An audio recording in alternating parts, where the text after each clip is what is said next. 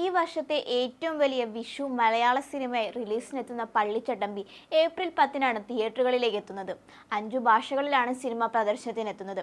1950-60 കാലഘട്ടത്തിൽ നടക്കുന്ന കഥയാണ് പള്ളിച്ചട്ടമ്പി പറയുന്നത്. ടൊവിനോ തോമസ്, കയാതു ലോഹർ എന്നിവരെ പ്രധാന കഥാപാത്രങ്ങളാക്കി എത്തുന്ന സിനിമ കൂടിയാണിത്. ഡിജോ ജോസ് ആന്റണിയാണ് സിനിമ സംവിധാനം ചെയ്യുന്നത്.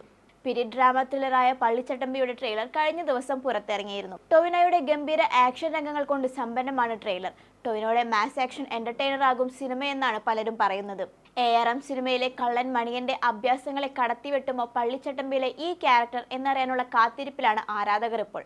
സംവിധായകൻ ഡിജോ ജോസ് ആന്റണിയും ജേക്ക് ബിജോയും ഒന്നിക്കുന്ന 4ാമത്തെ ചിത്രം കൂടിയാണ് Pallichattambi. Queen, Jana Gana Mana, Malayali from India എന്നീ മുൻ 3 ചിത്രങ്ങളിലും ട്രെൻഡിംഗ് ആയ ചാർട്ട് ബസ്റ്റർ ഗാനങ്ങൾ ഒരുക്കിയ ഈ കൂട്ടുകെട്ട് വീണ്ടും ഒന്നിക്കുന്നത് കാണാനുള്ള ആകാംക്ഷയിലാണ് പ്രേക്ഷകർ.